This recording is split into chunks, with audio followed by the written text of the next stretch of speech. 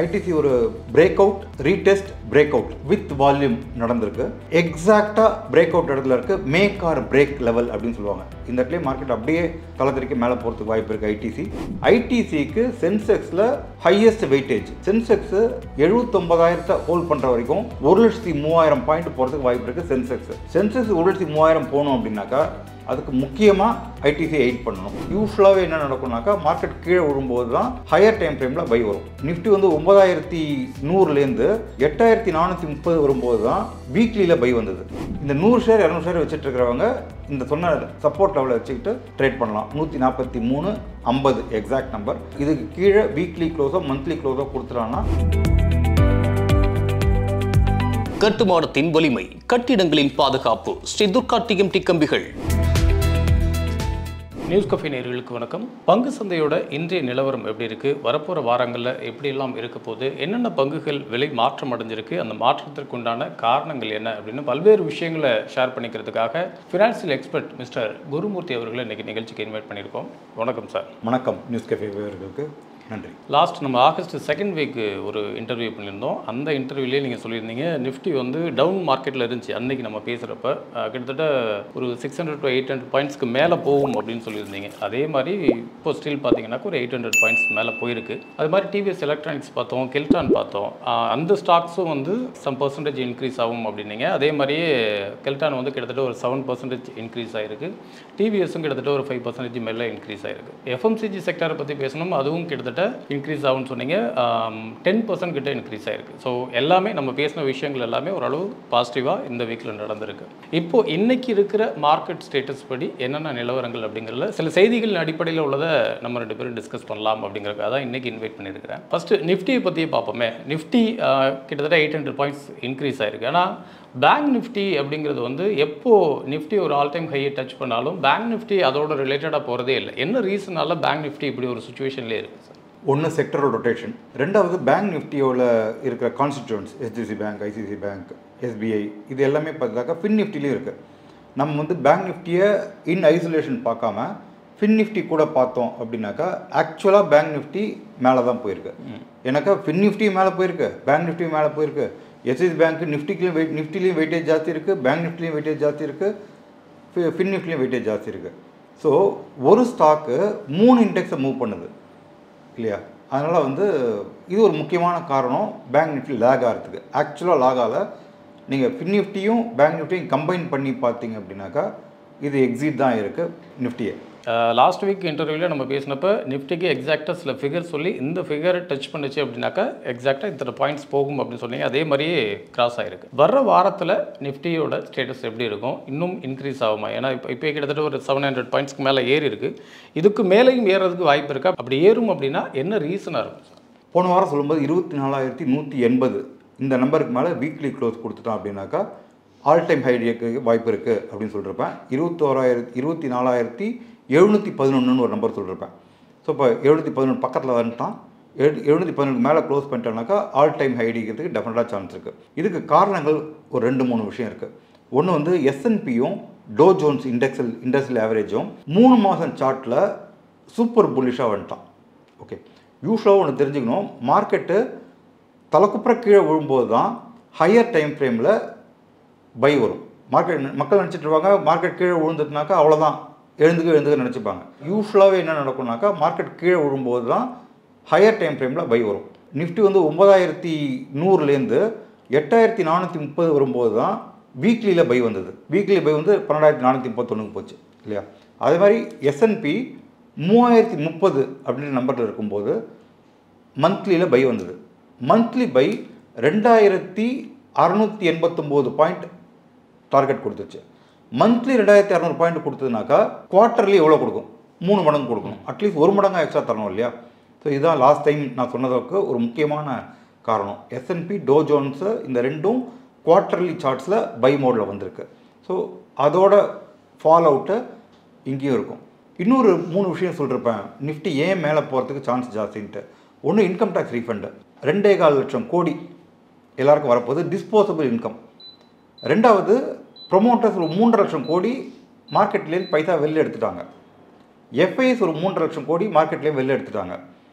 மாதம் மாதம் நமக்கு ஒரு 20,000 கோடி மியூச்சுவல் ஃபண்டுக்கு எஸ்ஐபி மோடில் பைசா வந்துட்டுருக்கு. யூனிட் லிங்க் இன்கம் பிளானில் அது ஒரு 2,000 கோடி வந்துட்டுருக்கு. இதை மாதிரி டைரக்ட் இன்வெஸ்ட்மெண்ட்டாக வந்துட்டுருக்கு. ரீட்டைலர்ஸ் வந்து கவலையே படல, they believe in India growth story. Paisa invest பண்ணிகிட்டே இருக்காங்க. இது எல்லாம் காரணம் இந்த FIIs, FIIs, promoters short covering பண்ண ஆரம்பிச்சிட்டாங்கனாக்கா, short covering is more dangerous than fresh long அப்படின்வாங்க. மார்க்கெட் எங்கே போகணுன்னே தெரில. 27,225 அப்படின்ற நம்பர் என் கண்ணுக்கு தெரியுது இப்போ ரீசன்ட் ஸ்விங்லோ ஹோல்ட் பண்ணுற வரைக்கும். இப்போ இருக்கிற ஹாட் நியூஸ் அப்படின்னு பார்த்தா இந்த சுஸ்லான் எனர்ஜி அந்த ஸ்டாக்ஸை பற்றி நிறைய பேசிகிட்டு இருக்காங்க. ஒரு பென்னி ஸ்டாக்ஸாக இருந்தது, அதுக்கப்புறம் ஒரு மல்டிபேக்கர் ஸ்டாக்ஸாக மாறி ஒரு நல்ல ஒரு ஹை ரீச் கொடுத்தது. இப்போ ரீசெண்டாக கொஞ்சம் டவுன் ஆகிருக்கு. இப்போ லாஸ்ட் ஒரு 2 வீக்ஸ் வரைக்குமே எல்லாம் சுஸ்லான் அப்படின்னு ஒரு பக்கம் திரும்பினாங்க. இப்போது அதில் ஒரு கொஸ்டின் மார்க் வந்திருக்கு. ஒரு பெரிய கரெக்ஷன்ஸ் அப்படின்னு சொல்ல முடியாது, ஒரு நார்மல் கரெக்ஷனாக வந்திருக்கு. ஸோ இந்த டைமில் இந்த ஸ்டாக்கை பர்ச்சேஸ் பண்ணலாமா அப்படிங்கிறதான் நிறைய இன்வெஸ்டரோட கொஸ்டினாக இருக்குது. இந்த ஸ்டாக்கோட பொசிஷன் இன்றைக்கி என்ன பொசிஷனில் இருக்குது சார்? சுஸ்லான் ஹிஸ்டாரிக்கலாக பார்த்தா 2006 2008 கிட்ட 1,400 கிட்ட இருந்தது. ரிலையன்ஸோட ஜாஸ்தி வெயிட்டேஜ் இருந்தது மார்க்கெட் கேபிடலேஷன் பொறுத்த வரைக்கும். 1,400 2 வந்துடுச்சு. ஆல்மோஸ்ட் ஒரு 12-14 வருஷம் 2 ரூபாயிலேருந்து 7 ரூபா, 2 ரூபாயிலேருந்து 5 ரூபா இப்படியே ட்ரேட் ஆகிட்டு இருந்தது. கடைசி ஒரு வருஷத்து 1.5 வருஷத்தில் 10 ரூபாயிலேருந்து 84 ரூபா வந்துச்சு. ஆல்மோஸ்ட் 42 மடங்கு இன்க்ரீஸ் ஆகிருக்கு லோலேருந்து. ஸோ 42 மடங்கு இன்க்ரீஸ் ஆன ஒரு ஷேரு ஒரு டீசன்ட் கரெக்ஷன் கொடுக்கறது நியாயம்தான். அது பெருசாக ஒன்றும் வேலை 80 ரூபா 82 ரூபா கிட்ட தான் இருக்குது. இதை கொஞ்சம் கொஞ்சமாக ஆவரேஜ் பண்ணலாம், வேல்யூ ஆவரேஜிங் பண்ணலாம். நான் வந்து கொஞ்சம் 120 ரூபா வரைக்கும் போகும்னு எதிர்பார்த்துட்ருக்கேன். 150 வரைக்கும் போனாலும் ஆச்சரியப்படுறதுக்கு இல்லை. ஆனால் ஆக்சுவலாக இந்த ஸ்டாக்கை வந்து விற்கிறவங்கள விட வாங்குறவங்களோட குவான்டிட்டி அதிகமாக இருக்குது அப்படின்னு தான் சொல்லிட்டு இருக்காங்க. ஸோ அந்த அடிப்படையில் இந்த ஸ்டாக்ஸ் எப்படி வாங்குறீங்க சார்? டெலிவரி பர்சன்டேஜ் ஜாஸ்தியாக இருக்குது. ப்ரொமோட்டர்ஸ் ஷேர்ஸ் இன்க்ரீஸ் ஆகிருக்கு. டைரக்டர்ஷிப் நிறைய பேர் மாறியிருக்காங்க. கீ பர்சன் சிஇஓலாம் மாறியிருக்காங்க. ஆல்மோஸ்ட் 30 ரூபா இருக்கும்போதே சிஇஓ மாறியிருக்காங்க. அவர் மாறும்போதே இது மல்டி பேக்கர் ஆகும்னு சொல்லிட்டு எல்லா இடத்துலையுமே நியூஸ் இருந்தது. அதுக்கேற்ற மாதிரி வந்திருக்கு. கவர்மெண்ட்டோட பாலிசிஸும் க்ரீன் எனர்ஜிக்கு ரொம்ப ஊக்குவிக்கிற மாதிரி இருக்குது. ஸோ இது எல்லாமே டெய்ல் விண்ட் ஜாஸ்தி இருக்கிறதால இது கொஞ்சம் நல்ல செக்டார், நல்ல ஷேர். ஒரு 2-3 வாரங்களே இது வந்து 94லேருந்து மேக்ஸிமம் ஒரு 102 வரைக்கும் போகும் அப்படின்னு சொல்லிட்டு ஓரளவு கெஸ் பண்ணியிருக்கிறாங்க. ஆனால் நிறைய ஃபினான்ஷியல் எக்ஸ்பர்ட் என்ன சொல்லியிருக்காங்கன்னா 102 வரைக்கும் போகிறதுக்கு வாய்ப்பு இருக்குது அப்படின்னு இருக்காங்க. ஆனால் நீங்கள் இன்னும் கொஞ்சம் ஹையாக சொல்கிறீங்க, அதுக்கு அந்தளவுக்கு வாய்ப்பு இருக்கா? நிச்சயமாக வாய்ப்பு இருக்குது. ஏன்னா டெய்ல்வின் ஜாஸ்தி இருக்குது. நான் சொன்ன மாதிரி கவர்மெண்ட்டோட பாலிசிஸ் ஃபேவரபுளாக இருக்குது. இன்னொன்று இவங்க இன்னும் நிறைய கம்பெனிஸை டேக் ஓவர் பண்ணுறதுக்கு சான்சஸ் இருக்குது. டேக் ஓவர் பண்ணாங்கனாக்கா இவங்களோட காஸ்ட் கம்மியாக போயிடும், இவங்களோட எர்னிங் பர் ஷேர் ஜாஸ்தியாக போயிடும்.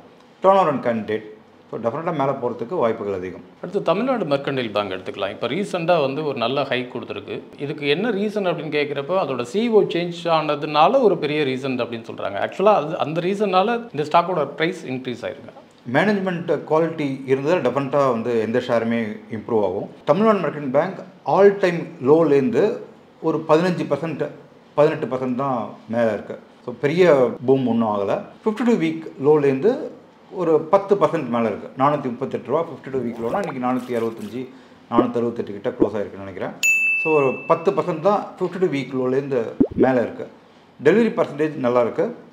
நெகட்டிவ் டெலிவரி அதாவது அது ரொம்ப கம்மியாக இருக்குது. ஆக்சுவலாக 438 ஒரு ரெஃபரன்ஸ் பாயிண்ட்டாக வச்சுக்கிட்டு டெஃபினட்டாக அதை வாங்கலாம்.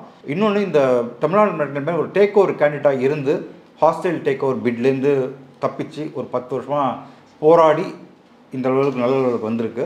மற்ற பேங்க்ஸை கம்பேர் பண்ணும்போது எர்னிங் பெர் ஷேர் ஜாஸ்தி இந்த கம்பெனிக்கு. ப்ரைஸ் டு எர்னிங் மல்டிபிள் ரொம்ப கம்மி, 10 ரூபா ஃபேஸ் வேல்யூ ஷேர். ஸோ இது எல்லாமே வந்து positive news for Tamil Nadu Mercantile bank. So இதை வாங்கிறது நல்லது. இப்போ செல்லர்ஸ் என்ன பண்ணலாம்? செல்லர்ஸ் ஹெல்ப் பண்ணக்கூடாது. வச்சுருந்தாங்கனாக்கா ஆட் பண்ணலாம், ஹோல்ட் பண்ணலாம், வேல்யூ ஆவரேஜிங் பண்ணலாம், நல்ல ரிட்டர்ன் கொடுக்கறதுக்கு வாய்ப்புகள் இருக்குது. நெக்ஸ்ட்டாக ஐடிசி ஸ்டாக்ஸ் பற்றி ஒரு டாக் போயிட்டுருக்கு. மறுபடியும் ஒரு ஹை டச் பண்ணியிருக்கு ஐடிசி ஸ்டாக்ஸு. இப்போ இந்த ஸ்டாக்ஸை வாங்கலாமா அப்படிங்கிற மாதிரியான ஒரு கொஸ்டின்ஸ் போயிட்டுருக்கு. இப்போது அந்த ஸ்டாக்ஸ் எப்படி இருக்குது சார்? ஐடிசி ஒரு break out, retest, break out with volume நடந்திருக்கு. எக்ஸாக்டாக பிரேக் அவுட் இடத்துல இருக்குது. மேக் ஆர் பிரேக் லெவல் அப்படின்னு சொல்லுவாங்க. இந்த இடத்துல மார்க்கெட் அப்படியே தளத்திற்கு மேலே போகிறதுக்கு வாய்ப்பு இருக்குது. ஐடிசிக்கு ஒரு சின்ன ஒரு கம்பேரிசன். 2013 ஐடிசி, ஹிந்துஸ்தான் யூனிலிவர் ரெண்டுமே சிமிலர் கம்பெனிஸு. ஐடிசி 240 ரூபா, ஹிந்துஸ்தான் யூனிலிவர் 510 ரூபா 520 ரூபாய்ட்டே இருந்தது. இன்றைக்கி ஹிந்துஸ்தான் யூனிலிவர் 2800 ரூபா போயிடுச்சு. ஐடிசி வந்து 490 ரூபா 495 ரூபா 500 ரூபா இதுக்கிட்டே இருக்குது. ஸோ ஐடிசி டைவர்சிஃபை பண்ணி வேல்யூ அன்லாக்கிங் பண்ணி அவங்க இந்துஸ்தான் யூனிலிவர் போகிறதுக்கு வாய்ப்பு இருக்குது. அப்படின்னாக்கா இங்கேருந்து டபுளோ ட்ரிப்புளோ ஆகிறதுக்கு கூட வாய்ப்பு இருக்குது. வேல்யூ அன்லாக்கிங் பண்ணிட்டாங்க அப்படின்னாக்கா ஏதோ ஒரு 2 டிவிஷனை பிரித்து பண்ணாங்கனாக்கா டெஃபினட்டாக மேலே போகிறதுக்கு வாய்ப்பு இருக்குது. இந்த இடத்துல least risk to best reward ஐடிசிக்கு இருக்குது. ஹிந்துஸ்தான் யூனிலிவருக்கு போகிறதுக்கு வாய்ப்பு இருக்குது. ஓகே. ஆனால் இந்த கிராமப்புறங்களெல்லாம் அவங்களோட சேல்ஸ் இன்க்ரீஸ் பண்ணணும் அப்படிங்கிற மாதிரியான ஒரு ஸ்டெப்ஸ் எடுத்துகிட்டு இருக்காங்க. நம்ம அதையும் பார்க்க முடியுது. இன்னொரு பக்கம் இந்த மழைக்காலங்களில் சேல்ஸ் இல்லை அப்படின்னாக்கா அதை எப்படி இம்ப்ரூவ்மெண்ட் பண்ணலாம் அப்படிங்கிறதுக்கு உண்டான ஒரு தனி வேயில் போயிட்டு இருக்கிறாங்க. இந்த 2 விஷயம் பார்த்துட்டு இருக்கோம். இதோட எஃபெக்ட் வருங்காலங்களில் எப்படி இருக்கும்? ரூரல் கன்சம்ஷன் ஸ்டோரி ஒன்று. ரெண்டாவது என்னன்னாக்கா அவங்க வந்து இந்த டொபாக்கோ இந்த டிபெண்டன்சிலேருந்து நிறைய வெளில வரதுக்கு பார்க்குறாங்க.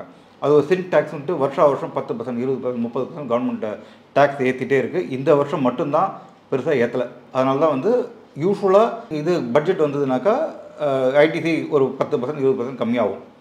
ஏன்னா சிகரெட்டை 30 பைசா இருந்த சிகரெட்டை இன்றைக்கி வந்து 15 ரூபாய்க்கு கொண்டு வந்து விட்டாங்க இல்லையா? ஸோ வருஷம் 30%, 50% ஏற்றி பண்ணிட்டாங்க. இப்போ கவர்மெண்ட்டே இந்த வாட்டி பட்ஜெட்டில் பெருசாக ஏற்றலை. இவங்களும் டொபாக்கோ ப்ராடக்ட்ஸ்லேருந்து கம்மி பண்ணி டைவர்சிஃபை பண்ணி பேப்பர்ஸ், எஃப்எம்சிஜி, ஊதுவத்தி இது மாதிரி நிறைய விற்றுட்ருக்காங்க. டொபாக்கோ ப்ராடக்ட்ஸ் ஒரு 70% அவங்களோட ப்ராடக்ட்டில் இருந்ததுனாக்கா இப்போ வந்து 55%, 50% ஆகிடுச்சு. இது இன்னும் கொஞ்சம் 60%, 70% கம்மி ஆகிடுச்சு அப்படின்னாக்கா ஐடிசி டெஃபினட்டாக மல்டி பேக்கர் ஆகிறதுக்கே வாய்ப்பு இருக்குது. அவங்க கொடுக்குற டிவிடெண்ட்டுக்கும் ஒரு போனஸ் கொடுத்துட்டாங்க அப்படின்னாக்கா டெஃபினட்டாக வந்து இந்துஸ்தான் யூனிலிவரை கேட்ச் பண்ணுறதுக்கு வாய்ப்பு இருக்குது. ஐடிசிக்கு சென்செக்ஸில் ஹையஸ்ட் வெயிட்டேஜ். சென்செக்ஸு 79,000 ஹோல்ட் பண்ணுற வரைக்கும் 1,03,000 பாயிண்ட் போகிறதுக்கு வாய்ப்பு இருக்குது. சென்செக்ஸ் 1,03,000 போகணும் அப்படின்னாக்கா அதுக்கு முக்கியமாக ஐடிசி எயிட் பண்ணணும். அதுக்காகவாது ஐடிசி மேலே போய்டும்னு நான் நம்புகிறேன். அடுத்து டாடா ஸ்டீல்ஸ் பற்றி பார்க்கலாம். டாடா ஸ்டீல்ஸ் இப்போ ரீசெண்டாக பார்த்தோம்னாக்கா ஒரு கிட்டத்தட்ட ஒரு 3 இயர்ஸாக பெரிய ஒரு பர்ஃபார்மன்ஸ் பண்ணல. ஆனால் இன்வெஸ்டர்ஸ்க்கு எல்லாருக்குமே வந்து அது ஒரு ஒன்ஸ் அப்பான் ஏ டைம் நல்ல ஒரு பர்ஃபார்ம் பண்ணுச்சு அப்படிங்கிறதுனால நம்பி அகைன் அதில் இருந்துகிட்டே இருக்காங்க. ஆனால் இப்போ அதோட பையஸ் குறைஞ்சிருக்கதான் நம்மளால் பார்க்க முடியுது. இப்போது இன்றைக்கி பொசிஷனில் டாடா ஸ்டீல்ஸ் எப்படி இருக்குது? இன்வெஸ்டர்ஸ் இப்போ பை பண்ணுறதுங்கிறது கரெக்டான ஆப்ஷனாக இருக்கும். டாடா ஸ்டீல் எக்ஸாக்ட் சப்போர்ட்டில் இருக்குது. போன வாரம் இன்டர்வியூ கூட சொல்லியிருப்பேன் ஏன் டாடா ஸ்டீல் இறங்கும் அப்படின்றதுக்கு சொல்லியிருப்பேன். கவர்மெண்ட்டில் வந்து ரியல் எஸ்டேட்டில் இந்த இண்டெக்ஸேஷன் கொண்டு வந்திருக்காங்க. அதனால் ரியல் எஸ்டேட் பாதிச்சதுனாக்கா டாடா ஸ்டீல் பாதிக்கும், அதனால் இறங்குறதுக்கு வாய்ப்பு இருக்குன்னு கூட சொல்லியிருப்பேன். அந்த இடத்துலையும் கிட்டத்தட்ட ஒரு 25 ரூபா 28 ரூபா கிட்ட இறங்கிட்டான் அப்படிச்சுங்க. இன்னொன்று டாடா ஸ்டீலை பொறுத்த வரைக்கும் கடைசி ஒரு வருஷத்தில் 80% ரிட்டர்ன் கொடுத்துருக்கான். ஒரு ஸ்ப்ளிட்டு கொடுத்தாங்க. 100 ரூபாய்க்கு 98 ரூபாய்க்கிட்ட லோ வந்தது. 98 ரூபாய் 185 ரூபாய்க்கு வந்துச்சு. அது ஆல்மோஸ்ட் டபுள். ஒரு 50% கூட 80% கூட சொல்ல மாட்டேன், டபுளாக இருக்குது ஷேர் வச்சுக்கலாம். எப்பவுமே டபுளான ஷேரு ஒரு ரீட்ரேஸ்மெண்ட் ஆகிறது இயற்கை தான். ஸோ இப்போ எக்ஸாக்ட் சப்போர்ட் 143 ரூபா அப்படின்றது ஒரு ஃபிபனாச்சி சப்போர்ட் இருக்குது. இதை ஹோல்ட் பண்ணிடுச்சுனாக்கா டாடா ஸ்டீல் திருப்பி மேலே போகிறதுக்கு வாய்ப்பு இருக்குது. அடுத்தது இவங்க கோரஸ்னு ஒரு கம்பெனி டேக் ஓவர் பண்ணாங்க யூரோப்பில். இந்த கோரஸ்க்கு ஒரு லெகசி இஷ்யூஸ் நிறைய இருக்குது. லெகசி இஷ்யூஸ்னாக்கா அங்கே வேலை பண்ணிட்டு இருந்தவங்களுக்கு 100 வருஷம் வரைக்கும் பென்ஷன் தரணும். இந்த பென்ஷன் வந்து சம்பளத்தோடு ஜாஸ்தியாக இருக்குது. ஸோ இது மாதிரி சின்ன சின்ன பிரச்சனைகள் இருக்கிறதால எப்பப்பெல்லாம் மேலே போகிறதோ அப்போலாம் விற்கிறாங்க. பட் ஒரு கிரிட்டிக்கல் லெவலை தாண்டிடுச்சு அப்படின்னாக்கா டாடா ஸ்டீல் டெஃபினட்டாக மேலே போகிறதுக்கு வாய்ப்பு இருக்குது. ஏன்னா கோர் இண்டஸ்ட்ரியில் இருக்குது. இந்தியா வளரணும் அப்படின்னாக்கா டாடா ஸ்டீல் வளரணும். இந்தியா வளரும், அதனால் டாடா ஸ்டீல் வளரும். நம்பி வாங்கலாம். டிஃப்ரெண்ட் ப்ரைஸ் பாயிண்ட்ஸில் வேல்யூ அவரேஜ் பண்ணலாம். கிட்டத்தட்ட நீங்கள் சொல்கிற மாதிரியே தான் நிறைய ஃபினான்ஷியல் எக்ஸ்பர்ட்ஸ் என்ன சொல்கிறாங்கன்னா, ஒன்று பிராண்டு பாருங்கள். இந்த பிராண்டை பொறுத்த வரைக்கும் அதுக்கு ஒரு வேல்யூ இருக்குது. அண்ட் அவங்களோட ஃபினான்ஷியல் ஸ்ட்ரக்சர் அப்படிங்கிறப்போ இது ரெண்டுத்தையும் பேஸ் பண்ணுறப்போ ஒரு பெரிய ஃபால் பார்க்கறதுக்கு உண்டான சோர்ஸே கிடையாது அப்படிங்கிறாங்க. அப்படி அதை நம்பி போகலாமான்னு கேட்குறேன். மார்க்கெட்டில் இது நடக்காது, இது டெஃபினட்டாக நடக்கும் அப்படின்றதே கிடையாது. டாடா மோட்டார்ஸ் 20 ரூபாய்க்குலாம் வந்திருக்கு. நினச்சி பார்த்துருப்பீங்களா? இப்போ 2020 கிராஷில் டாடா டிவிஆர் பார்த்தீங்கன்னாக்கா 65 ரூபாய்க்கு வந்தது. நினச்சி பார்க்க முடியாத ரேட்டு இல்லையா? ஸோ எந்த கம்பெனி எங்கே விழும் அதெல்லாம் நமக்கு தெரியாது. பட் இன்றைக்கி நிலவரத்துப்படி டாடா ஸ்டீல் டெஃபினட்டாக சப்போர்ட்டில் இருக்குது, கிரிட்டிக்கல் சப்போர்ட்டில் இருக்குது. இந்த இடத்துல லீஸ்ட் ரிஸ்க்கு பெஸ்ட் ரிவார்ட் கிடைக்கிறதுக்கான வாய்ப்புகள் அதிகம்.